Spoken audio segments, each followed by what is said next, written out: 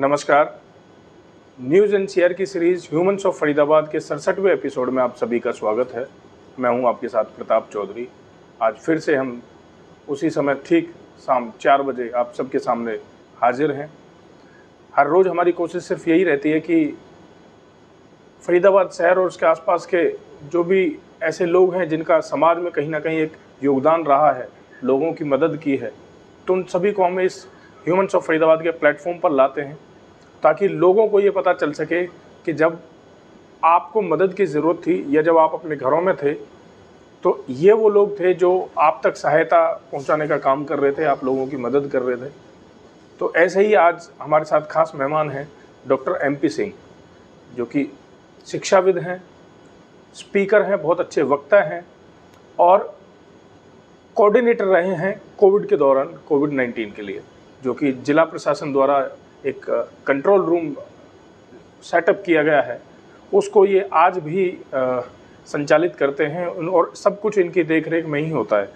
तो डॉक्टर साहब, सबसे पहले तो आपका बहुत बहुत स्वागत है हमारे इस प्लेटफॉर्म पर, इस चैनल में। बहुत बहुत धन्यवाद आप सभी का। जी डॉक्टर साहब, मैं सबसे पहले तो ये पूछना चाहूँगा कि जो कंट्रोल रूम कोविड के दौरान सेटअप किया गया ताकि लोगों की मदद की जा सके, जी, अब वो चाहे ई-पासेज के लिए हो या कोविड-19 की कंप्लेंट सुझावों के लिए हो, जी, और जब लोग अप्लाई करते थे ऑनलाइन, जैसे कहते थे कि भाई पास लेना है तो सरल हरियाणा पे आप अप्लाई करिए, जी, जी, जी, और कोविड से रिलेटेड या कहीं सैनिटाइज करवाना है, कुछ भी है उससे संबंधित कोई भी ऐसी जानकारियां थी जिनको लोग लेते थे, लेकिन लोगों को ये नहीं पता कि उस जगह पे वो टीम कौन सी है जहां पर उनकी वो रिक्वेस्ट जाती है। बिल्कुल बिल्कुल। तो कैसे उन सब चीज़ों को मैनेज करते थे, क्या वो प्रक्रिया थी, क्या प्रोसेस है, थोड़ा सा मैं चाहूँगा कि आप बताएं।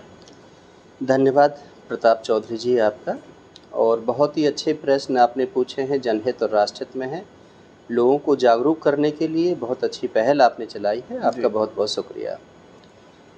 साथियों, जैसा कि जैसे ही लॉकडाउन शुरू हुआ था, माननीय प्रधानमंत्री साहब ने लॉकडाउन देश में शुरुआत की थी, तो उस समय हर जिले के अंदर कंट्रोल रूम स्थापित किए गए थे और कंट्रोल रूम के एक निर्धारित नंबर दिए गए थे, जो कि हमारे ज़िले का जो है 0129 222 1000 से लेकर के 11 तक 11-12 लाइन थी पहली लहर के अंदर, और प्रतिदिन लगभग 300-400 फ़ोन आया करते थे। और उन फ़ोनों पर सबसे पहले जो क्वेरी थी उसको हम कंप्यूटर में फीड करते थे। किसी को भोजन की ज़रूरत है तो भोजन लिखवाता था, किसी को यदि मेडिसिन की है तो मेडिसिन लिखी जाती थी, और किसी को बेड की ज़रूरत है तो बेड की, और आइसोलेशन की है तो आइसोलेशन की। वो सब जो उसमें कंप्यूटर में फीड हो जाती थी, वो संबंधित अधिकारी के पास में वो डाटा पहुंच जाता था। और सबके नोडल अधिकारी बनाए हुए थे, जैसे कि ADC साहब हैं सतवीर मान जी, उनको अर्पिता जी हैं IAS SDM अपराजिता जी जो SDM बल्लभगढ़ हैं उनको, और SDM भड़कल को SDM SDM फरीदाबाद को, सभी को नोडल अधिकारी नियुक्त किया हुआ था। उन सभी की टीम थी और उन सब के पास में शाम को वो सारा डाटा उनके पास पहुंच जाता था। उसमें से कितनी पेंडिंग है, कितनी रह रही हैं, कितनी सॉल्व आउट हो गई हैं, शाम को हर 4 बजे से 5 बजे के बीच में DC साहब उसको अपडेट करते थे। कि क्या क्या है, कहाँ पर कितनी वो है। तो पहले तो यही देखते होंगे भाई प्रायोरिटी वाली कौन सी कॉल है, क्या है? नहीं, उसमें प्रायोरिटी तो सारी प्रायोरिटी पे ही होती थी। कोई भी कॉल हमारे पास में आई है तो उसकी समस्या का समाधान होना चाहिए। कोई ज़रूरतमंद यदि कर रहा है तो उसकी होना चाहिए। तो कितना समय लगता था कि मान लीजिए कि एक कॉल आई कि हमें भोजन चाहिए, हमारे पास भोजन की व्यवस्था नहीं है, तो कितना समय लगता नहीं, वो जो हमारे पास पका हुआ भोजन था उसका तो टाइम फिक्स था कि 1 बजे भोजन डिस्ट्रीब्यूट होना शुरू हो जाता था, और सेक्टर 15 का जो गुरुद्वारा है उसमें लगभग 2500 मतलब 25,000 लोगों का भोजन पकता था। और ऐसी कई जगह थी जहाँ पर कि भोजन पकता था, जैसे राधा स्वामी सत्संग भवन है उसमें था, 15 सेक्टर का जो हमारा कम्युनिटी सेंटर है उसमें था, इस्कॉन वालों का है उसमें था, जो कि सेक्टर 7 की उसमें तैयार करते थे, और जो विभिन्न NGO हैं जो अपने तौर पर बनाया करती थी अपने क्षेत्र में, वो नहीं, उसका डाटा भी हमारे पास था। हाँ, ऐसा नहीं था कि वो अपने आप नहीं, कि कौन सी एनजीओ कितना पका हुआ भोजन तैयार कर रही है और कहाँ पर वो, फिर जैसे कि हमारे पास कॉल ज़्यादा आ गई जी, हमारी यहाँ पर झुग्गी पड़ी हुई हैं, 100 लोग यहाँ पर रहते हैं और हमारे पास भोजन नहीं पहुँचा है, तो हम उस एरिया के नज़दीक जो होता था उसी को फ़ोन कर देते थे, जी उस एरिया में पहुँचा दीजिए, क्योंकि सरकारी गाड़ी तो चली रही थी। सरकारी तो जो सरकारी, तो वो जो एनजीओ थी वो खाना वहीं से लेती थी जहाँ जिला प्रशासन की ओर से बन रहा था? नहीं, कुछ एनजीओ अपना भी पकाती थी, कुछ एनजीओ जो की ड्यूटी रेड क्रॉस के माध्यम से जो वॉलंटियर की जरूरत पड़ी हुई थी, वैसे वॉलंटियर जो है कि हर क्षेत्र में, जैसे कि हमने राजा गार्डन में देना है तो वहाँ का जो पार्षद है उससे गली मोहल्ले के लोगों की लिस्ट ले ली थी जी। और कुछ हमने जो जैसे एनवाई के है, सिविल डिफेंस है, नेहरू युवा केंद्र के वॉलंटियर होते हैं, सिविल डिफेंस के वॉलंटियर होते हैं, रेड क्रॉस के वॉलंटियर होते हैं, और भी जो इनलिस्टेड थे संस्थाओं, मतलब ऑनलाइन हमने डीसी साहब ने उसको डाला था कि जो भी इसमें सेवा करना चाहता है वो अपना एनरोलमेंट करे। हाँ, बिल्कुल, और उसको अवैतनिक दिया जाएगा और उसकी सेवा वहीं ली जाएगी जहाँ का वो निवासी है। दूसरी जगह, क्योंकि कोरोना काल चल रहा था, पुलिस वाले दूसरी जगह नहीं जाने देते थे, क्योंकि वहाँ पर क्या था पुलिस वाले पकड़ लेते थे, परमिशन मांगते थे कि आपकी गाड़ी की परमिशन दिखाइए, अपना आई कार्ड दिखाइए, तो आई कार्ड तो चलो डिपार्टमेंट ने इशू कर दिया, लेकिन उसके जो बीच में कुछ गलत शरारती तत्व आ गए कि घूमने फिरने के माध्यम से आ गए, काम नहीं करना है कि इस बहाने से अब मेरी गाड़ी पे वो स्टिकर लग जाएगा तो मैं जा सकता हूँ, कहीं भी आ जा सकता हूँ, मेरे पास आई कार्ड होगा, सिफारिश से कह करके जी मैं भोजन बांटना चाहता हूँ, मैं ये करना चाहता हूँ, तो बहुत सारी इसमें ड्रॉबैक भी रही। इसके अंदर कुछ एनजीओ ने बहुत पैसा भी कमा लिया, उन्होंने इसको अवसर बना लिया। अच्छा। कि कई मतलब जो है उन्होंने अपने सोशल मीडिया डाल दिया कि हम इतने लोगों को भोजन दे रहे हैं कि चैरिटी करना है तो इतना ये हमारे अकाउंट में डाल दीजिए, इतना ये कर दीजिए। तो सब लोग जो हमारे तो भारत के जो लोग हैं वो बहुत दयालु प्रकृति के हैं, उन्होंने कहा कि अच्छा है कि गरीब भूखा नहीं रहना चाहिए, उन्होंने वहाँ डाल दिए, या सूखा राशन पहुँचा दिया बोरियों के अंदर। कई घरों में, कई सोशल वर्करों के घरों से बहुत ज़्यादा अनाज और वो पैकेट मिले कि बट रहे हैं तो वहाँ से भी ले लिया सूखा, मतलब जो, तो इस प्रकार की भावना भी इसमें रही, वो भी चीज़ हमारे सामने आई।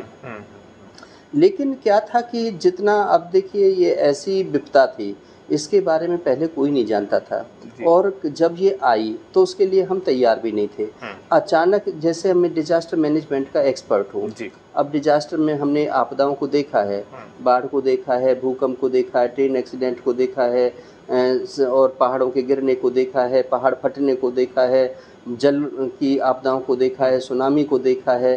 तो ये सारी आपदाओं को हमने देखा है, इस पर काम भी किया है, इसके लिए टीम भी तैयार है, डिस्ट्रिक्ट डिजास्टर मैनेजमेंट अथॉरिटी की भी है, SDRF भी है, DDRF भी है, NDRF भी है, ये सारी चीज़ तैयार है। लेकिन ये एक ऐसी आपदा थी जिसके बारे में न तो साइन का पता, न सिम्टम का पता, ना उसकी मेडिसिन का पता, ना उसके बारे में क्या।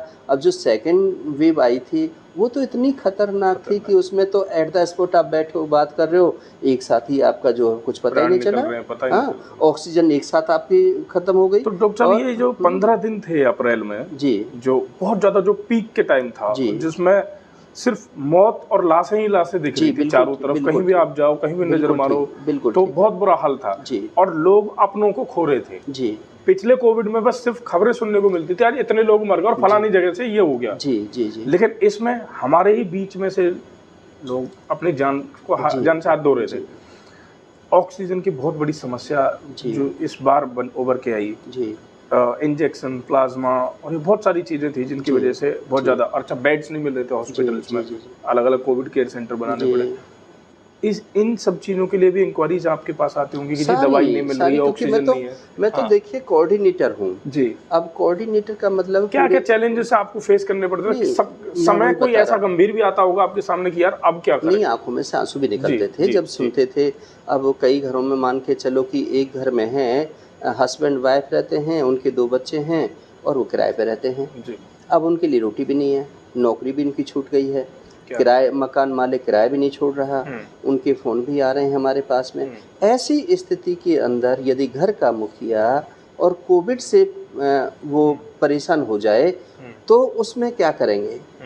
उसमें उसके पास पैसा भी नहीं है जी। समाज के लोगों को पता भी नहीं है, वो हमारे पास फ़ोन कर रहे हैं कि जी साहब मेरे पास तो कुछ भी नहीं है, कैसे भी करो, उसकी पत्नी रो रही है, उसके बच्चे रो रहे हैं। अब इस प्रकार के जब चैलेंजेज होते हैं ना, तो साहब सच बता रहा हूँ मैं कि बड़ा मतलब मार्मिक स्थिति होती है। हम फिर हॉस्पिटल को फ़ोन करते थे, डॉक्टरों को फ़ोन करते थे, कई बार फ़ोन उठते थे, कई बार फ़ोन नहीं उठते थे। फिर होम आइसोलेशन की बात करते थे। अब होम आइसोलेशन करा भी दें तो फिर उसके लिए तो सुविधाएं नहीं है। एक ही कमरा है, बाथरूम अलग नहीं है, लैट्रिन अलग नहीं है, बेडरूम अलग नहीं है, तो होम आइसोलेशन कैसे होगा? उसके लिए फिर डीसी साहब के पास खबर जाती थी कि साहब इतनी कॉल आ रही हैं, ये एक रोजाना कुछ ना कुछ डिफरेंट समस्याएं आती होंगी, रोजाना अपडेट होते थे। तो रोजाना फिर क्या है कि कहीं फिर ये जो है जो सरकारी स्कूल थे, सरकारी धर्मशालाएं थी, सरकारी इनको कम्युनिटी सेंटर थे, इन सबको ले लिया, भाई वहाँ पर शिफ्ट कर दीजिए उनको, वहाँ पर उनको ये प्रोवाइड करेंगे। अब उसके बाद में अब वहाँ आप रह तो सकते हो, आप जो लाइफ सेविंग ड्रग्स है वो तो नहीं मिल पाएंगी आपको। आपको खांसी जुकाम बुखार की दो दवाई है, पैरासीटामोल है, सेट्राजिन है, ये तो मिल जाएंगी। लेकिन वहाँ पर जब ऑक्सीजन आपकी ब्रेक हो रही है, ऑक्सीजन नहीं मिल पा रही है, तो ऑक्सीजन कहाँ से मिलेगी? अब ऑक्सीजन के प्लांट भी फरीदाबाद में नहीं थे। ऑक्सीजन पहले जितनी थी वो क्या है, इंडस्ट्री सप्लाई थी, इंडस्ट्री वाली केमिकल सप्लाई, मतलब वो तो नहीं थी। अब उसी सप्लाई में से अब एक साथ मारामारी हो जाएगी तो कहाँ से तो आप सिलेंडर लेकर के आएंगे, कहाँ से आप ऑक्सीजन जनरेट करेंगे? तो उसके लिए भी सरकार को टाइम लगेगा। लेकिन सरकार ने उस पर काम किया, प्लांट भी लगा दीजिए। अब थर्ड वेव के लिए बिल्कुल कंप्लीट तैयार है। अच्छा, अब कोई ऐसी दिक्कत नहीं है। जो बड़े बड़े हॉस्पिटल हैं, जहाँ चाहे हमारा ESI मेडिकल कॉलेज है, चाहे हमारा BK हॉस्पिटल है, चाहे अटल बिहारी वाजपेयी मेडिकल कॉलेज है, तो ये सारे कॉलेजों में प्लांट लग चुके हैं। अब तो प्राइवेट हॉस्पिटलों में प्लांट लग चुके हैं, तो ऑक्सीजन की अब कमी नहीं रहेगी। जब क्या था कि जब लोग बीमार एक साथ संक्रमित ज़्यादा हो रहे थे, अब RT-PCR कहते थे जब भी आप किसी हॉस्पिटल जाओ जी अपना टेस्ट दिखाओ। अब टेस्ट जो कराया वो साथ के साथ रिपोर्ट तो नहीं आ रही है RT-PCR की। RT-PCR की रिपोर्ट में भी 10 से 15 दिन लगने लगे, क्योंकि वहाँ पर जो कार्य करने वाले लैब में थे उन्होंने भी हड़ताल कर दी, उनके भी रिश्तेदार मर गए, उनके भी संक्रमण हो गया, तो कौन चेक करेगा? दिक्कत बहुत ज़्यादा आ गई। अब ऐसी दिक्कत में हॉस्पिटल में जाएं तो हॉस्पिटल लेता नहीं, भाई कोविड टेस्ट चाहिए। अब कोविड टेस्ट उसका है नहीं, नॉन कोविड में वो डालते नहीं, नॉन कोविड में उनके पास में सुविधाएं हैं लेकिन कोविड में सुविधाएं नहीं। तो इस वजह से बहुत ये कहें कि उनको समय पर न तो ऑक्सीजन मिल पाए।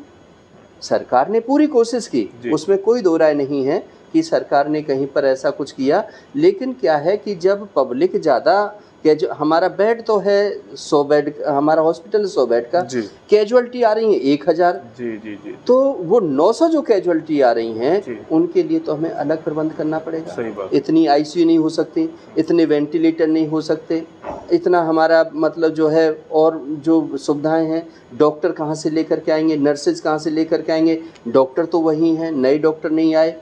अब उनको यदि हम आप जैसे लोगों से यदि कहें कि चलो तुमने GDA के बच्चे हो, तुमने कहीं से कोर्स कर रखा है, तुम इंजेक्शन लगा सकते हो, तुम ऑक्सीजन दे सकते हो, अब उसे कितनी नॉलेज है? वो ज़्यादा कर देगा तो मर गया, वो कम कर देगा तो मर गया। अब डॉक्टर सुपरविजन में होगा, जो जिसका काम है वो वही तो कर सकता है। लेकिन इसमें क्या हुआ, डॉक्टर नर्सेज ने भी, जिसको 10,000 की नौकरी नहीं मिलती थी, उन्होंने इसमें 1-1, 2-2 लाख रुपए कमाए। एक इंजेक्शन लगाने के 3-3 हज़ार रुपये हमारे पास कॉल आई, सर हमने इंजेक्शन लगवाने के लिए हमसे 3,000 रुपये मांग रहे हैं, 5,000 रुपये मांग रहे हैं। मतलब लोगों ने इसको अवसर बनाया। एक ऑक्सीमीटर जो 250 रुपये का मिलता था, वो ऑक्सीमीटर 2,000 रुपये का बिका। बिल्कुल बिका जी, सही एक मतलब जो है लाइफ सेविंग ड्रग्स की बात यदि हम करें तो वो ड्रग्स जो 10 रुपये की आती थी, वो ड्रग्स जो है 50, मतलब एक ऑक्सीजन सिलेंडर 30-30 हज़ार रुपये का बिका। जिनके पास में थे उन्होंने अपने घर में कलेक्ट कर लिए, लेकिन बाद में सरकार ने उस पर कोशिश की, उन लोगों तक पहुंचे, उन लोगों को पकड़ा, उन लोगों को जेल में भिजवाया। रेमडेसिविर की कितनी कालाबाजारी। अब रेमडेसिविर की बात यदि उसमें देखें तो कितना लोग बर्बाद हो गए। तो ये सारी चीज़ें बहुत चिंता की चीज़ थी, लेकिन फिर भी क्या है, अब ह्यूमन की जो बात करते हैं, हमारी इंसानियत कहाँ मर गई? यदि हम इंसान हैं तो सबसे पहले जब हम पैदा हुए, ना हम हिंदू हैं, ना मुसलमान हैं, ना सिख हैं, ना ईसाई हैं, ना हम IAS हैं, ना IPS हैं, ना हम ब्यूरोक्रेट्स हैं, ना हम नेता हैं, ना अभिनेता हैं। हम क्या हैं? सबसे पहले जब हमारा जन्म होता है, माँ जन्म देती है तो माँ के लिए हम बेटा हैं, और यदि बच्चे हैं उनके लिए हम बहन भाई हैं।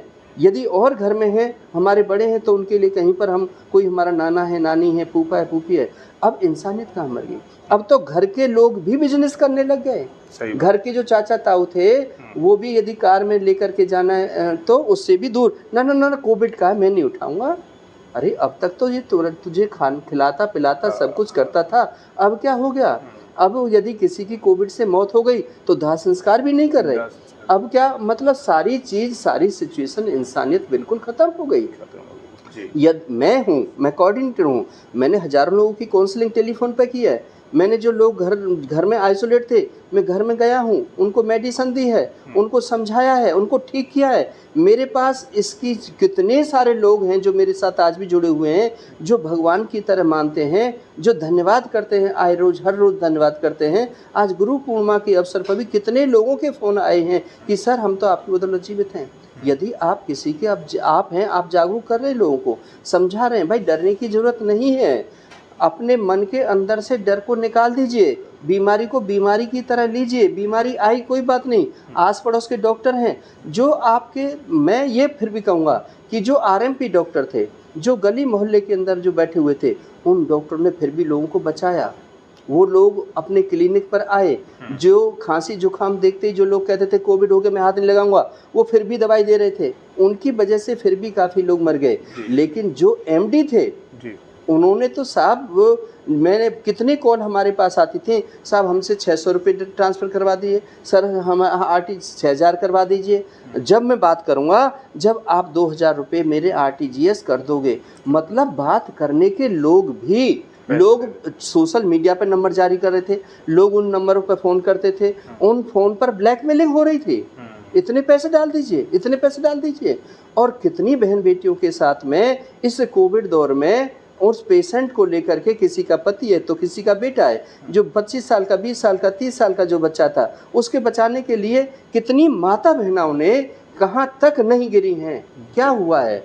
तो इस सब के लिए मैं फिर सबसे अपील कर रहा हूँ आपके चैनल के माध्यम से कि इंसानियत को बरकरार रखो। ये नहीं कि आज दूसरे के साथ में, कल को तुम्हारे साथ भी हो सकता है। आज यदि आपका रिश्तेदार मर रहा है कोविड से, तो कल को ये वायरस ऐसा है, पता नहीं किस माध्यम से आएगा, कहाँ से आएगा और किसके अंदर प्रवेश करेगा। और यदि जैसा आप दूसरे के लिए कर रहे हो तो आपके लिए भी वही होगा, कोई आपको भी नहीं उठाएगा, आपके लिए भी अवेलेबिलिटी नहीं होगी। इसलिए मैं तो सभी से कह रहा हूँ कि ये बीमारी में हम सबको सुख दुख में साथ देना चाहिए। रिश्ते अलग होते हैं, रिश्तों को निभाना चाहिए। और ये चीज़ आपदा जो आती हैं, ये कभी किसी पर कह कर के नहीं आती हैं, इसलिए इसको अवसर नहीं बनाना चाहिए। परमात्मा ने जो दिया है, कितना किसी का पैसा काम आया क्या? जब ऑक्सीजन नहीं मिली तो कितने लोगों ने कहा जी मेरा घर ले लो, मकान ले लो, मुझे मतलब जो जिंदा कर दो, किसी ने किया? पैसा काम नहीं आया, पैसे वालों का दुआएं काम फिर भी आई। आपने यदि कहीं पर दुआ की हैं तो दुआओं से निश्चित है कि केयर की है, आपको थोड़ा सा भी ज्ञान था कि हाँ इसका टेम्परेचर इतना हो रहा है, नहीं उतर रहा है, आप जागरूक थे तो आपने बचा लिया। आप जागरूक थे कि हाँ इनको हल्दी वाला दूध देना है, इनको गर्म पानी पिलाना है, इनको स्टीम देनी है, भाई इनको परेशानी हो रही है, आप थोड़े से जागरूक थे तो आपने बचा लिया। और जो जागरूक नहीं थे उन्होंने कहा ना ना कोविड हो गया है, मैं हाथ नहीं लगाऊंगा। अरे बच्चों को भी कह दिया नहीं बेटा इनके पास मत जाना, कोविड हो जाएगा। ये भी एक अवेयरनेस की कमी थी कि जो लोग हॉस्पिटल जा रहे थे उसमें काफ़ी लोगों की संख्या ऐसी थी जो कि अपने घर में बैठ के भी ठीक हो सकते थे, लेकिन क्या एक साइकोलॉजिकल उनके अंदर ये था कि भाई बीमार हो गया, मेरे को कोविड हो गया तो मेरे को हॉस्पिटल ही जाना है। पोस्ट कोविडों का साइकोलॉजिकल इतनी डेथ हुई हैं, कोविड से ठीक होने के 2-3 दिन के बाद में जो लोग मरे हैं, जिनको मतलब को क्या है कि ये जो इंजेक्शन और मेडिसिन जो दी जा रही थी, ये मतलब शरीर के अंदर कमजोरी पैदा कर रही थी। अब उसमें आपकी विल पावर डिपेंड करती है, आपका खाना पीना ठीक होगा, आपके घर का एनवायरनमेंट ठीक होगा, लोग आपको मोटिवेट करेंगे, लोग आपके साथ में कुछ ऐसी टेंशन वाली बात नहीं देंगे, तो आप जल्दी रिकवर हो जाओगे। और उसके बाद ठीक तो हो जाए और आपके घर में कह रहे हैं अरे तूने तो सत्यानाश कर दिया, इतने पैसे बर्बाद कर दिए, इतने तो कर्ज में दब गए, इतने में तो बहुत सारे लोग थे ऐसे घरों में जो डिस्प्यूट हुए, वो भी हमारे पास आते थे। तो उसमें आदमी फिर टूट जाता है, यार मेरी वजह से आज इन पे इतना कर्जा हो गया है, इन्होंने गोल्ड गिरवी रख दिया है, इन्होंने घर गिरवी रख दिया है, इन्होंने कार बेच दी है, इन्होंने मकान बेच दिया है। हाँ, तो एक मामूली बात है कि 15 दिन कोई हॉस्पिटल में रहा है तो कम से कम 15 से 25 लाख रुपए तो उसका है ही है। कि वेंटिलेशन पे गया है या आईसीयू बेड में रह रहा है, आईसीयू बेड का भी 30, 40, 50 हज़ार रुपये का पर डे का खर्चा है। वेंटिलेशन का प्राइवेट में तो गवर्नमेंट तो मिल नहीं पाए, गवर्नमेंट कितने हैं, आखिर प्राइवेट हॉस्पिटल में जाएगा। अब प्राइवेट हॉस्पिटल में भी कोविड वार्ड और नॉन कोविड वार्ड बना रखे थे, तो जो कैजुअलिटी थी, मतलब कहीं ना कहीं पर यदि हम सही समय पर सही उपचार ले लेते, सही व्यक्ति से ले लेते, तो शायद इतनी डेथ नहीं होती। तो डॉक्टर साहब, एज ए कोऑर्डिनेटर, क्या कभी इस तरह की कॉल्स भी आई हैं आपको, या आपने जब आइडेंटिफाई करते होंगे कि भाई जो कॉल्स आ रही हैं, क्या ऐसे भी लोग होते थे जो ई पास बनवाते थे लेकिन मकसद कुछ और होता था और इमरजेंसी दिखाते थे? नहीं, ऐसा ई पास का मकसद क्या है, उसमें बहुत सख्ताई थी। उसमें जब ई पास के लिए सरल केंद्र से होता था ये, और ऑनलाइन होता था। ऑनलाइन में आप अप्लाई कर रहे हैं तो अप्लाई करने में इमरजेंसी देखी जाती थी, आपसे पेशेंट तो उसमें आप क्या, आपके ऐसी क्या डिटेल मांगते थे जिससे आपको ये पता चल जाए कि हाँ सच में ही इसको मेडिकल रिपोर्ट मांगते थे उसमें। अच्छा। मेडिकल टेस्टेज मांगते थे। जब मेडिकल टेस्टेज हैं तो वो उसमें अपलोड होते थे। अच्छा। तभी वहाँ से वो अप्रूव होता था। मतलब ऐसा नहीं है कि जनरल आप जो है, क्योंकि जनरल तो बिल्कुल ही मेडिकल बैकग्राउंड पर ही अप्रूव ई पास हो रहे थे, अदरवाइज वैसे नहीं हो रहे थे। डॉक्टर साहब, मैं चाहूँगा कि थोड़ा सा दर्शक आपके बारे में भी जाने और उनको पता चले कि आप किस किस चीज़ों पर काम कर रहे हैं, कौन कौन से डिपार्टमेंट्स कहेंगे उन चीज़ों को, जैसे डिजास्टर मैनेजमेंट। तो मैं चाहूँगा कि करके आप बताएं कि कौन कौन सी चीज़ें हैं आपके अंडर में, जिनकी जिम्मेदारियाँ आपके ऊपर है, जो दायित्व आप निभा रहे हैं। जी, वैसे तो अधिकतर मुझे जितने भी साथी देख रहे हैं, दर्शक सुन रहे हैं या देख रहे हैं, अधिकतर सभी जानते हैं मेरे बारे में कि बहुत लंबे समय तक तो मैं मैथमेटिक्स का प्रोफेसर रहा, और उसके बाद में मैनेजमेंट पढ़ाया। उसके बाद में मैंने एमएड के विद्यार्थियों का एमएड का गाइड रहा, और कुछ लोगों को पीएचडी कराई तो पीएचडी का गाइड रहा। तो शिक्षा के क्षेत्र में तो बहुत सारे लोग हैं, मेरी गणित जल्दी कैसे सीखें, या मैं प्रिंसिपल ऑफ द मैनेजमेंट है, ऑपरेशन रिसर्च है, क्वालिटेटिव टेक्निक्स है, ये मैथमेटिक्स की बहुत सारी बुक हैं जो उस समय लिखी थी। सफलता का रहस्य है, वो पुस्तक लिखी थी। फिर अब कोरोना काल के अंदर कोरोना से जंग है, होम आइसोलेशन है, ये पुस्तक लिख करके हज़ारों पुस्तक बांटी हैं। तो वो सारे, ये सारी चीज़ें हैं, बहुत सारी पुस्तक हैं। सड़क सुरक्षा की है, रोड सेफ्टी की है, सिविल डिफेंस की है, डिजास्टर मैनेजमेंट की है। तो ये बहुत सारी पुस्तकें हैं जो कि मेरी चल रही हैं। दूसरा क्या है कि अवैतनिक मैं सेवा देता हूँ प्रशासन को, मैं कोई एक पैसा भी नहीं लेता, और मैं चाय का भी गुनहगार नहीं हूँ। कहीं प्रशासन से मेरी आज तक के जो 2 साल का कोविड का टाइम है, कोई एक पैसे का भी, मतलब कोई एक पैसे का बिल नहीं दिखा सकता मेरे नाम पर कि कहीं से जनरेट हुआ हो। मैं अपनी गाड़ी से जाता हूँ, अपना पेट्रोल फूंकता हूँ, 24 घंटे की ड्यूटी देता हूँ, अपना ही अपनी बोतल में पानी ले जाता हूँ, अपना खाना खाता हूँ, किसी का खाना नहीं खाता, किसी का आज तक खाना नहीं लिया। दूसरा, कोविड कोऑर्डिनेटर में सब्जेक्ट एक्सपर्ट डिजास्टर मैनेजमेंट हूँ। सिविल डिफेंस में मैं चीफ वार्डन के पद पर तैनात हूँ। रेड क्रॉस में मैं ऑथराइज लेक्चरर हूँ, फर्स्ट एड का और होम नर्सिंग का। अच्छा। बाल भवन के लिए मैं मेंबर हूँ, और सेंट जॉन एम्बुलेंस एसोसिएशन और रेड क्रॉस दोनों का मैं लाइफ मेंबर हूँ। अच्छा। एड्स कंट्रोल सोसाइटी की तरफ से ऑथराइज मोटिवेटर हूँ, और नाको की तरफ से मैं पूरे भारतवर्ष में ब्लड डोनेशन का जो थीम होता है उस पर पूरे भारतवर्ष में मैंने अवेयर किया है, जिसके लिए मुझे नेशनल लेवल का पुरस्कार भी मिल चुका है। तो वैसे तो बहुत सारे पुरस्कार मुझे मिले हैं, लेकिन डिपार्टमेंटली अब जैसे कि मैं जो काम करता हूँ रोड सेफ्टी पर, पिछली बार तक मैं पिछले 15 साल से मैं नोडल अधिकारी रहा हूं, और बहुत सारे स्कूल, कॉलेजेस, यूनिवर्सिटीज़ में रोड सेफ्टी पर काम किया है, सरकार के साथ में काम किया है।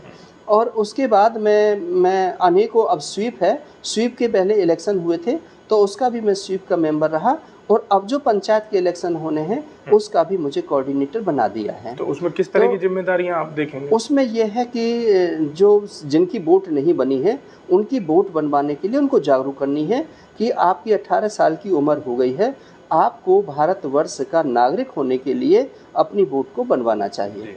दूसरा, सही एथिकल तरीके से आपको वोट देनी चाहिए। लोभ और लालच में वोट नहीं देनी चाहिए।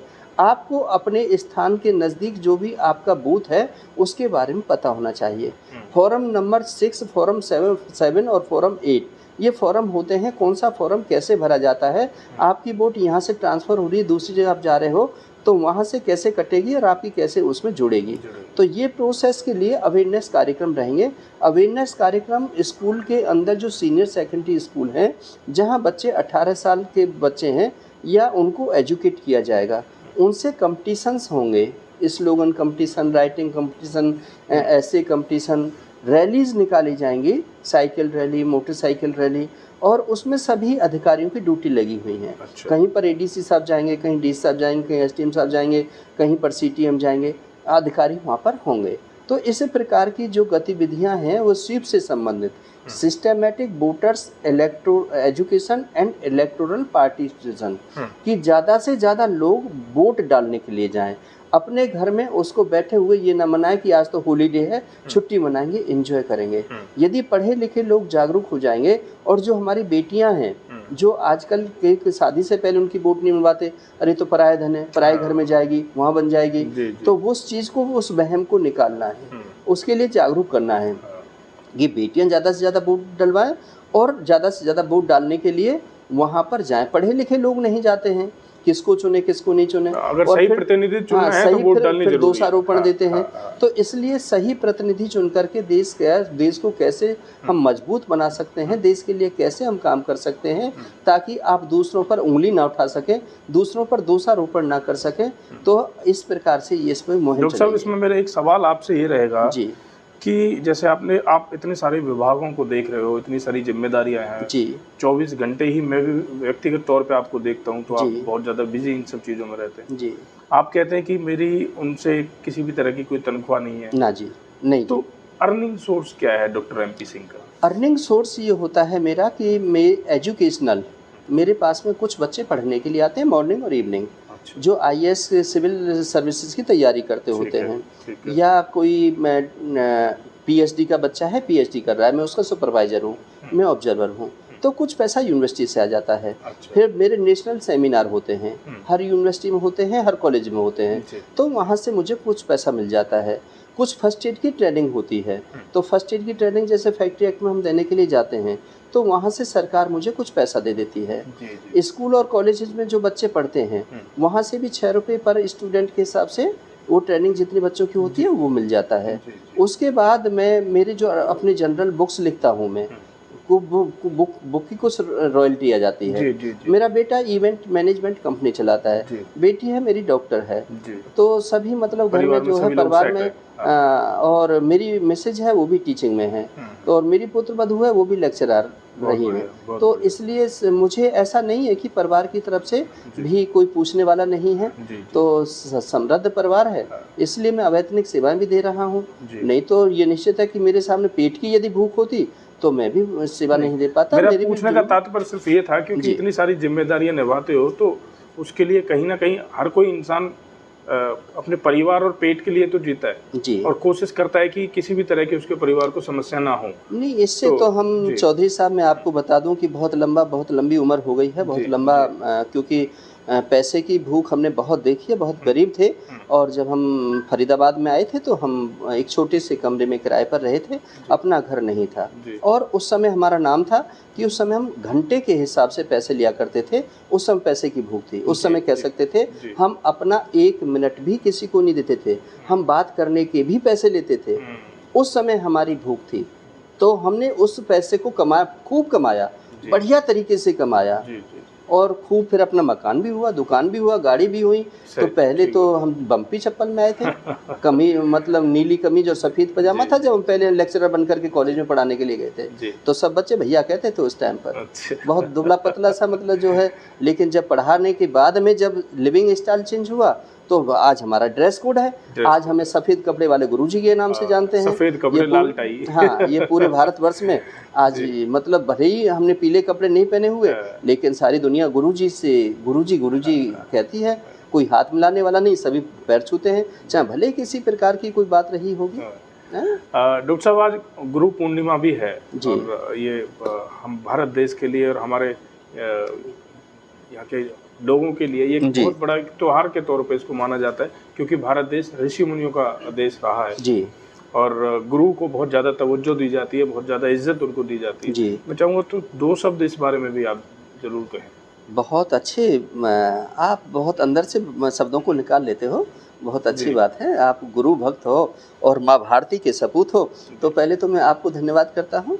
और वास्तव में क्या है कि देखिए, गुरु का जो शब्द है जी, यदि मैं इसको संधि विच्छेद करके कहता हूँ तो गु माने अंधकार और रू माने उसको खत्म करने वाला, विनाशक जी। तो जो अंधकार को खत्म करने वाला है वो गुरु है। गुरु आप भी हो सकते हैं, गुरु मैं भी हो सकता हूँ। अंधकार को खत्म करके उसको अंधकार को खत्म करने वाला जी, जी। आपके मन के अंदर का अंधकार। अब मान के चलो, यहाँ तो ये लाइट देख रहे हो आप जी, जी, तो बात भी कर पा रहे हो जी। अब यहाँ पर ये बिजली चली जाए और चारों तरफ से अंधेरा हो जाए, आप कैसे जाएंगे? यदि यहाँ किसी कोई अजनबी जगह हो तो आपको ठोकर लगेगी, बिल्कुल बिल्कुल। और उसके लिए गुरु अपने घर में तो शायद टटोल टटोल करके कहीं पहुंच जाओगे, लेकिन दूसरे के घर में आप नहीं जाओगे। अब उस अंधेरे को खत्म कौन कर रहा है? ट्यूबलाइट जल गई, प्रकाश आ गया, अब फिर दौड़ना शुरू कर दोगे। तो वही है कि जो अंधेरे को खत्म करता है ज्ञान के माध्यम से, ज्ञान से तो अंधेरा खत्म होगा अंदर का, तो ज्ञान के माध्यम से जो अंधेरा खत्म किया जाता है, जो प्रकाश दिया जाता है, जो देने वाला है वो गुरु है। गुरु कोई विशेष व्यक्ति नहीं है, गुरु कोई पीले और नीले कपड़े वाला नहीं है, गुरु कोई सफेद कपड़े वाला नहीं है, गुरु कोई भी हो सकता है। दूसरा, गुरु का जो वर्ड है, गुरु और लघु 2 शब्द होते हैं। गुरु माने बड़ा, लघु माने छोटा। हमने बचपन में विपरीत शब्द पढ़े हैं कि छोटे का मतलब बड़ा, अब छोटे का तो बड़ा कह देते हैं, लघु का क्या कहोगे? लघु का गुरु कहते हैं। तो गुरु का मतलब बड़ा, जो बड़ा व्यक्ति है और जो हमें ज्ञान दे रहा है वो गुरु है। दूसरा, हमारी जो मैथोलॉजी है उसमें ये कहा गया कि पूरे साल के अंदर एक दिन चंद्रमा अपने जो रूप है उसमें बड़ा दिखाई पड़ता है। तो जिस दिन वो चंद्रमा बड़ा दिखाई पड़ता है, उस बड़े दिन को हम गुरु पूर्णिमा के रूप में मानते हैं। और ये भारत भूमि ऋषि और मुनियों की भूमि रही है, साधु संतों की भूमि रही है। इस पर पहले साधु संत पढ़े लिखे जो होते थे, जो फिर अपने प्रवचनों के माध्यम से कुरीतियों को दूर करने की बात करते थे, समझाने की बात करते थे। घर में कोई कलेश है, घर में कोई मारपीट है, लड़ाई है, झगड़ा है, बहू भाग गई है, बेटा भाग गया, सुसाइड कर लिया, जहर खा लिया, ये कर लिया, वो कर लिया, वो कहाँ जाते थे? वो या तो शिक्षक के पास जाते थे या गुरु के पास जाते थे, संतों के पास में जाते थे। तो पहले संत महात्मा सधे हुए थे, तपस्वी थे, योगी थे, ज्ञानी थे, विज्ञानी थे, इसलिए वो दूर से ही उनको वो ज्ञान देते थे और उनके घर में प्रकाश आ जाता था। लेकिन आज के परिप्रेक्ष्य की बात करें तो आज गुरु और शिष्य की परंपरा कलंकित हो गई है। आज गुरु बनाते हुए लोग डरते हैं, क्योंकि अनेकों गुरु जेल के अंदर हैं, अनेकों गुरुओं की संपत्ति हड़पी जा रही है, अनेकों गुरुओं पर किसके केस चल रहे हैं? मर्डर के केस चल रहे हैं, रेप के केस चल रहे हैं। तो इन चीजों को देख करके आदमी आज डरता है कि मैं किसको गुरु मानूं, गुरु कैसा होना चाहिए। तो मेरा समझाने का मतलब ये है कि सबसे बड़ी माँ गुरु होती है, पिता गुरु होता है, जो शिक्षक है वो गुरु है। अब गुरु शिक्षक के माने में यदि लें तो रोजाना टीवी पर देखें या अखबारों की सुर्खियों में देखें तो वो भी सभ्यता खत्म हो गई है। गुरु द्रोणाचार्य की और एकलव्य के रिश्तों की बात करें तो वहां पर भी कैसा हुआ। तो ये सारी चीजें ये हमें बताती हैं। वेद व्यास की बात करें, कबीर की बात करें, तुलसी की बात करें, रैदास की बात करें, अंबेडकर गुरु की बात करें, तो ये सारी चीजें। कबीर जी का एक दोहा भी है, गुरु गोविंद दो खड़े काके लागू पाए, बलिहारी गुरु आपने गोविंद दिया बताए। और वेद व्यास ने तो यहाँ तक कह दिया है, गुरुर ब्रह्मा गुरुर विष्णु गुरुर्देवो महेश्वरा, कि गुरु साक्षात परम ब्रह्मा तस्मै श्री गुरुवे नमः। मतलब गुरु तो बहुत बड़ी चीज है। आज कोई चीज आपकी समझ में नहीं आ रही, आपने किसी से मार्गदर्शन ले लिया, मार्गदर्शन लेकर के आपकी वो समस्या 1 सेकंड में सुलझ गई, तो गुरु क्या कौन है? किसको मानोगे? कहोगे ना, धन्यवाद करोगे। गुरुजी आपकी वजह से ना मेरा तो सब ये भला हो गया, आपने बड़ी अच्छी बात बताई थी। तो गुरु शब्द है, शब्द ज्ञान कराने वाला। जब बच्चा पैदा होता है, क्या उसको पता है कि ये माता है, ये पिता है, ये भाई है, ये बहन है? देखा उसने? समझे ये रिश्ते? या आलू प्याज टमाटर, किसी को भी कुछ भी कह दो, इसको मोबाइल न कह के कुछ और कह दो, तो वो तो वही समझेगा ना जो उसको बताया जाएगा। ठीक बात। तो गुरु जैसा होगा इस देश के अंदर, गुरु ही ज्ञान की वजह से, ज्ञान एक शिक्षा एक ऐसी चीज है जिससे हर चाबी, हर ताले को खोला जा सकता है। तो गुरु यदि अच्छा है तो आपके आने वाला भविष्य भी अच्छा होगा, नेता भी अच्छे होंगे, अभिनेता भी अच्छे होंगे, और IAS IPS भी अच्छे होंगे, अच्छे इंसान होंगे। गुरु एक अच्छा इंसान यदि बनाता है, ये किताबी ज्ञान ना दे करके अच्छा इंसान बनाना। डॉक्टर साहब कुछ सवाल हैं, शायद वो ले लेते हैं हम। जी का एक सवाल है जी, इतने अच्छे प्रोफाइल के साथ साथ सिंह समाज में बहुत अच्छे स्तर पर हैं जी, एंड अनएम्प्लॉयमेंट को लेकर कोई प्रयास है क्या? बहुत अच्छा, मैं धन्यवाद करता हूं भाई साहब आपका बहुत बहुत, क्योंकि माननीय प्रधानमंत्री साहब तो इस देश को आत्मनिर्भर की बात कर रहे हैं। और पहले भी हमारे देश में जब पढ़े लिखे लोग नहीं थे तो अपना अपना काम करते थे, अपनी आजीविका कमाते थे, तो उसमें हम ज़्यादा वो नहीं रहते थे। लेकिन आज बच्चे पढ़ लिख जाते हैं और पढ़ने लिखने के बाद में उनको नौकरी नहीं मिल पाती है, और नौकरी ना मिलने की वजह से वो स्ट्रेस और डिस्ट्रेस में चले जाते हैं, जो घर में कलह कलेश होते हैं। कई बच्चे हमारे भारतवर्ष में काम ही नहीं करना चाहते हैं, पढ़ लिख करके वो बाहर का स्वप्न देखना चाहते हैं, बाहर जाना चाहते हैं। तो बेरोजगारी का जो है, जो काबिल बच्चे हैं, जो पढ़ लिख करके जो भी कहीं पर कोई एग्ज़ाम, क्योंकि आजकल तो प्रतिभा का सम्मान है कि कॉम्पिटिटिव एग्ज़ाम होते हैं, कॉम्पिटिटिव एग्ज़ाम को जो बच्चा क्वालिफाई कर रहा है वहाँ पर उसको कोई नहीं रोक सकता। जो पहले दूसरे तीसरे 10वें नंबर तक आता है या 20वें नंबर तक भी आता है, तो कहीं पर भी उसको कोई भी नहीं रोक सकता, उसको रोज़गार मिलेगा ही मिलेगा।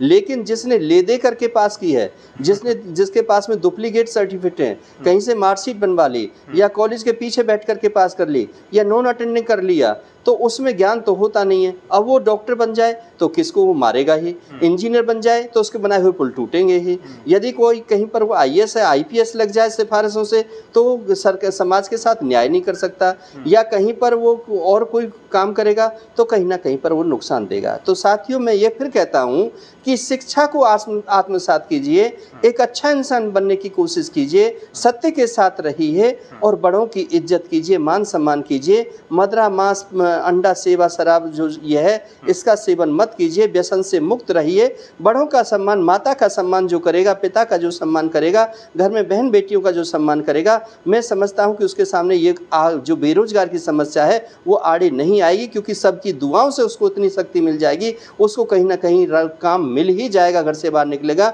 लेकिन जो अपने दिल माँ का दुख दिखाता है, पिता के सामने सीना चोड़ करके जाता है, बहन बेटियों की सरेआम इज्जत लूटता है, ऐसे साथी के लिए कहीं पर भी कोई रोजगार नहीं है। यदि मिल भी जाएगा तो 2 दिन 4 दिन 6 दिन के बाद वो वहाँ से निकाल दिया जाएगा। ठीक बात है। डॉक्टर साहब, एक DRW एक संस्था है, दाल रोटी वाले, जो खाना खिलाते हैं, तो आप भी उनके साथ में हैं, तो किस तरह का आपका सहयोग उनको रहता है? और जब वो DRW वाले मुझसे मिले थे पिछली बार भी, एक बार वो मेरे साथ में परमिशन के लिए आए थे कि सर हम इसमें सेवा करना चाहते हैं, परमिशन करा दीजिए। तो हमने DC साहब से वो परमिशन भेज करके उनको परमिशन, वो पके भोजन की बात थी। इस बार भी हमारे साथ में आए, इस बार कहने लगे सर हम वैक्सीन में काम करना चाहते हैं, तो आप हमारे साथ में थोड़ा परमिशन करा दीजिए। तो इस बार परमिशन हो नहीं रही थी, तो इस बार हमने कहा कि हमने पुटअप तो कर दिया है लेकिन अब परमिशन नहीं हो रही है। फिर उन्होंने कहा कि आज हम फ्रूटी बांटना चाहते हैं, तो इसकी परमिशन दे दीजिए। मैंने कहा अब इसके लिए परमिशन जरूरत ही नहीं है, आप फ्रूटी बांटना चाहते हो, मैं आ जाऊंगा और फ्रूटी बांट दीजिए। अच्छे लोग हैं, बड़े समृद्धशाली लोग हैं, उसमें बिजनेसमैन हैं, और कुछ लोग आपस के कंट्रीब्यूशन करते हैं और वो सेवा करते हैं। तो ऐसे लोगों की समाज में ज़रूरत होती है। कोविड की फिर से एक्सपेक्टेड है कि थर्ड वेव जो कह रहे हैं कि वो आने वाली है, कहीं ना कहीं मीडिया के माध्यम से भी वो खबरें चल रही हैं। और साउथ की तरफ देखा जाए या महाराष्ट्र की तरफ देखा जाए तो काफ़ी सारे केसेस भी अब धीरे धीरे उसके आने लगे हैं। और फरीदाबाद में भी एक केस मिला। भगवान ना करे अगर हम सब लोग और सभी फरीदाबाद वासी या हमारे पूरे देशवासी अगर अपना ध्यान रखें तो हो सकता है कि इस चीज़ को रोका भी जा सकता है जी। फिर भी गवर्नमेंट भी कहीं ना कहीं तैयारी अपनी कर रही है, हॉस्पिटल्स भी अपनी तैयारी में जुटे हैं जी। एज अ कोऑर्डिनेटर जो आपके पास जिम्मेदारियां हैं, आपकी किस तरह की योजना रहने वाली है कि ताकि अगर कोई पिछली बार गलती रह गई किसी भी चीज़ में, कोऑर्डिनेशन में कैसे भी, उसको किस तरह से अगली बार सुधारेंगे और क्या योजनाएं चलेंगी? देखिए, थर्ड वेव की जो बात कर रहे हैं, संभावित थर्ड वेव कहूँगा मैं इसको। हाँ जी, और संभावित थर्ड वेव में बच्चों की बात कही जा रही है कि इस बार बच्चों पर अटैक होगा। तो सबसे पहले मैं आपके प्रश्न पर ना आकर के मैं जो दर्शक मुझे देख रहे हैं और सुन रहे हैं उनके लिए मैं कहना चाहूँगा कि सबसे पहले मन के भ्रम को निकाल दें, डर को निकाल दें, बच्चों को डराएं नहीं। बच्चों के अंदर यदि ये डर पैदा हो गया कि मैं स्कूल जाऊँगा तो मुझे ये हो जाएगा, वहाँ कोई संक्रमित होगा तो मैं बीमार पड़ जाऊँगा, फिर मैं मतलब मेरे घर में दादा एक्सपायर हुए थे, चाची एक्सपायर हो गई थी, वो एक्सपायर हो गए थे, मुझे भी ले जाएंगे, फिर मैं भी, मतलब वो चीज़ नहीं होनी चाहिए। उससे बचने के लिए उसकी इम्यूनिटी को बढ़ाने के लिए बात करें, और इम्यूनिटी को बढ़ाने के लिए उसको अच्छा भोजन दें, मतलब ताज़ा भोजन खिलाएं और एक्सरसाइज और योग कराएं। छोटे बच्चे को जितना फिजिकली मजबूती आप दे दोगे और ताज़ा भोजन खिला दोगे, यदि तोरई है, पालक है, ये इम्यूनिटी की जो चीज़ें हैं, कद्दू है, लौकी है, इनको यदि खिलाओगे तो मुझे लगता है, और शाम को हल्दी वाला दूध दे दोगे तो उसकी इम्यूनिटी ठीक रहेगी और इस जो वायरस आने वाला है इसका डर नहीं होगा। दूसरा क्या, बचाव की बात है जो भारत सरकार की गाइडलाइन है कि बेटा अनायास किसी चीज़ को छूना नहीं है, कहीं चाहे बस में जाओ, चाहे स्कूल में जाओ, चाहे जिस सीट पर बैठ के उस पर बैठे रहना, ज़्यादा मेज़ मत छूना, वहाँ से बच्चों की कॉपी किताब मत लेना, या किसी का खाना आए तो उसको शेयर मत करना, अपना भोजन ले जाना, अपना पानी ले जाना। यदि ये एथिक्स की बातें हम बच्चों को समझाएंगे तो बच्चा वहाँ पर भी बच जाएगा, वहाँ से भी इन्फेक्शन जो संक्रमण है वो नहीं आएगा। तो ऐसे मतलब बच्चों को हम यदि ये चीज़ पैदा कर दी, देख बेटा ये वायरस बड़ा ख़तरनाक है और देख इसमें उसकी जान चली गई थी, वो मर गया था, और ये बेटा हमारा तो तू अकेला बच्चा है, और वो उसको लेकर के स्ट्रेस और डिस्ट्रेस में रहें। दूसरा, ये सरकार की जो बात कर रहे हैं आप, सरकार ने इस बार मतलब अलग से ही बेड तैयार किए हैं कोविड के लिए, और डॉक्टर तैनात हैं, सभी की ट्रेनिंग चल रही हैं, और कुछ बच्चे जो नर्सिंग स्कूल और कॉलेज हैं उन बच्चों को भी तैयारियां दी जा रही हैं, उनको भी सिखाया जा रहा है कि कैसे करना है। तो इसलिए पूरी तैयारी सरकार के पास है। आपका कंट्रोल रूम पूरी तरह से सेट है? देखिए, अभी चल रहा है अभी कंट्रोल रूम, क्योंकि अब तो केस आ नहीं रहे, अब इतनी फ़ोन कॉल नहीं आ रही, अब मुश्किल से एक दिन में आती हैं 70-75 कॉल हैं। अच्छा, अभी भी इतनी आ रही हैं? हाँ। अच्छा। अब क्या आ रही हैं? अब दूसरे प्रकार की हैं।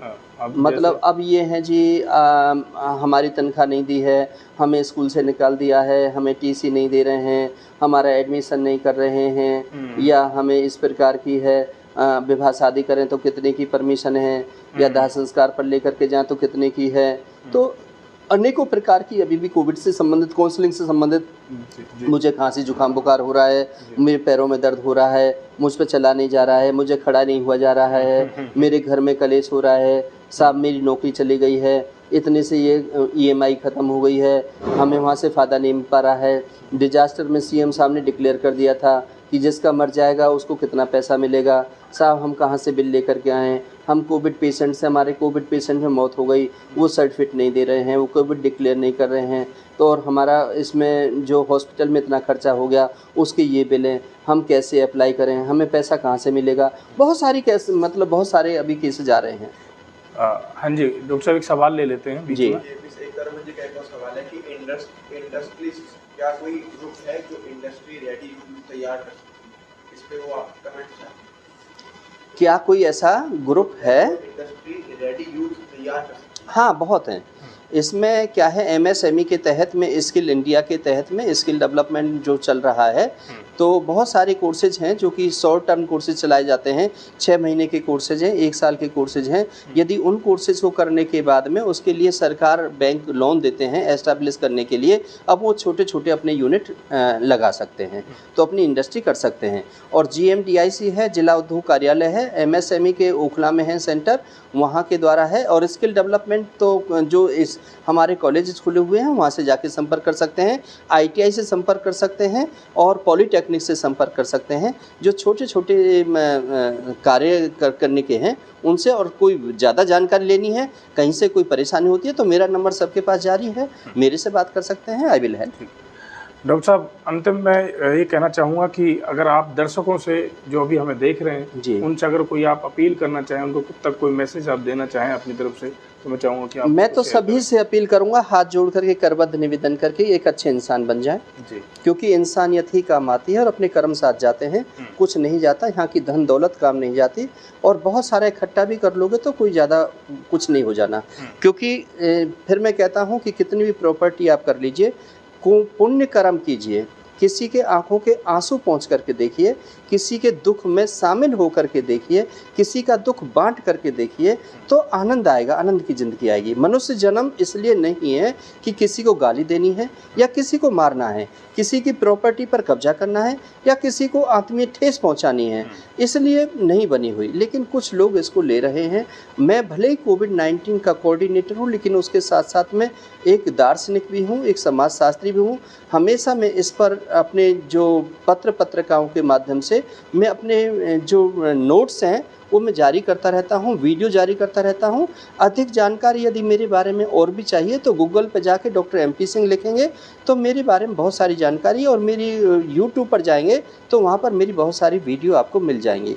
लेकिन फिर भी 24 घंटे मैं आपके साथ में हूँ।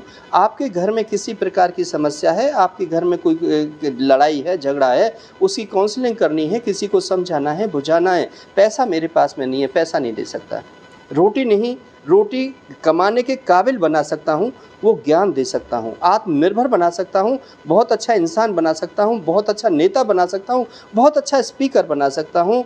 बहुत बड़ा इंसान के जो स्वप्न देखते हैं वो भी मेरे से संपर्क कर सकते हैं, वो सब कुछ मैं दे सकता हूँ। ये अहंकार नहीं है, लेकिन ये आपके साथ में, मैं जो चौधरी साहब ने मेरे से प्रश्न किया है, मैं कुछ और भी अपील कर सकता था, लेकिन नहीं, ये देश मेरा है, मैं हिंदुस्तानी हूँ, मैं भारतवासी हूँ। यदि भारत रहेगा तो हम सब रहेंगे।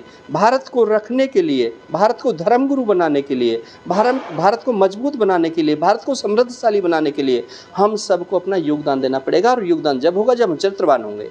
जब हमारे चरित्र में गिरावट आ जाएगी तो योगदान हमारा नहीं होगा, क्योंकि हम जाते किसी और के लिए हैं, देखते कुछ और है, कर कुछ और देते हैं। हमारी घर से निकलने की भावना कुछ और होती है, लेकिन अंतिम सिरे पर जा कर के वहाँ हम कुछ और देख लेते हैं। तो वो चीज़ बाहरी दिखावा कुछ किसी को नहीं देता है। लाखों रुपए के कपड़े पहनने से कुछ नहीं होता, लाखों रुपए के ऑर्नामेंट यदि जेवर पहनने से कुछ नहीं होता, घरों में ठूस ठूस के अलमारी में कपड़े भरने से कुछ नहीं होता है। यदि वही उतरे हुए कपड़े आप किसी गरीब को दे देते हो और एक जोड़ी कपड़े वो पहन करके यदि अपने बच्चों के साथ में खुश रह सकता है तो बहुत बड़ी आप दुआएं ले लेते हो। दुआएं लेने की कोशिश कीजिए।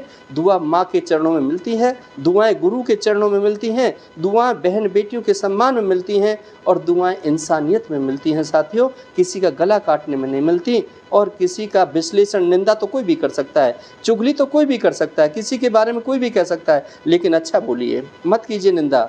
दूसरा कर रहा है फिर भी मत सुनिएगा, क्योंकि उससे आपके पाप कर्म होंगे, पुण्य कर्म आपके नहीं होंगे। पुण्य कर्म कमाने हैं तो कर भला हो भला, नेकी कर दरिया में डाल, करके भूल जा। ये सारी चीज़ यदि आप अपनाओगे तो आपके बारे में कोई दुश्मन नहीं होगा। आज मेरे बारे में शायद मुझे नहीं लगता, लेकिन फिर भी दुनिया है, मैं नहीं कह सकता कि पाँच उंगली बराबर नहीं है। मैंने सबका भला किया है और अपने मरते अंतिम सांस तक भला ही करता रहूँगा, चाहे वो अपनी कलम हो, चाहे अपनी वाणी हो। वाणी से भी और कलम से भी और कर्मों से भी। आपका जो मुझे प्रश्न दिया गया था, शायद मेरी यही आपसे अपील है कि हम अच्छे इंसान बन जाएंगे तो हमारा घर भी स्वर्ग हो जाएगा और हमारे रिश्ते भी बेहतर हो जाएंगे और हमारा देश भी मजबूत बन जाएगा। बहुत बढ़िया, बहुत बढ़िया, बहुत सुंदर बातें आपने कही और बिल्कुल सही बात है कि एक अच्छा इंसान बनिए, चरित्रवान बनिए और ऐसा इंसान बनिए कि सामने वाला अगर आपकी बुराई करे तो जो बुराई सुन रहा है वो उस पर विश्वास ना करे। तो अपने आप को इस तरह से लोगों के सामने पेश करिए।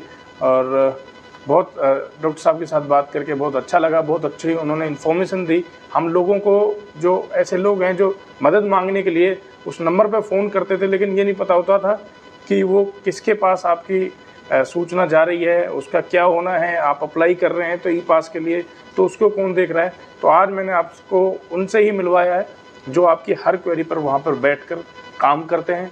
बहुत गंभीर समय इन्होंने भी देखा है उस समय, और आप सभी की जब कॉल्स जाती थी तो इनका भी कहीं ना कहीं दिल और मन विचलित होता था। तो हम सब कहीं ना कहीं कोशिश कर रहे हैं, सामाजिक संस्थाएं हैं, आप जैसे व्यक्ति हैं, लोगों को अवेयर करने की, जागरूक करने की। हम लापरवाही करते हैं तो इन लोगों पे प्रेशर बढ़ता है। अगर आप अपनी लापरवाही को कम कर देंगे, अपने घरों में रहेंगे, वैक्सीन लगवाएंगे, और जो थर्ड वेव की बार बार हम जो चर्चाएं सुन रहे हैं कि थर्ड वेव आने वाली है, तो ये कहीं ना कहीं हमारा वहम भी है। थर्ड वेव के बारे में सोचते क्यों? सोचो कि थर्ड वेव आएगी नहीं, क्योंकि हम अपनी चीज़ों को सेट कर रहे हैं, हम अपना ध्यान रख रहे हैं। तो अपने घरों में रहिए, ध्यान रखिए, और कोशिश कीजिए कि जब ज़रूरी है तो ही घर से बाहर निकलिए। कुछ दिन की बात है, प्रधानमंत्री जी ने कहा है कि कुछ दिन गंभीर हैं, तो थोड़ा सा उन्होंने ये एक तरह से चेतावनी भी दी है कि इस तरह के संकेत हैं, तो उनका थोड़ा सा ध्यान रखिए, और कोशिश कीजिए कि कुछ समय को आप अपने घर में रहकर निकाल दें, तो ही आप सबके लिए ज़्यादा बेहतर होगा, और इन लोगों पर प्रेशर भी कम होगा। भले ही चाहे थर्ड वेव आ जाए, उसमें कोई दिक्कत नहीं है, जैसा हमारे वैज्ञानिक कह रहे हैं, लेकिन साथ ही यदि हम सतर्क रहते हैं, हम अलर्ट रहते हैं और हम गाइडलाइनों पर चलते हैं, जैसा कि हम वैक्सीनेशन की बात कर रहे हैं, वैक्सीन यदि सब लगवाएंगे, बार घर में हैं तो हाथों को बार बार साबुन से साफ़ करेंगे, अपने कार्य क्षेत्र में है, कर्म क्षेत्र में है तो सैनिटाइज करेंगे, सामाजिक दूरी को बनाए रखेंगे, मास्क लगाएंगे, और ये जो अफवाहें हैं इनको नहीं फैलाएंगे, जो गलत चीज़ दिखा रहे हैं या देख रहे हैं उन चीज़ों को नहीं करेंगे, तो हम इन चीज़ों से बचेंगे।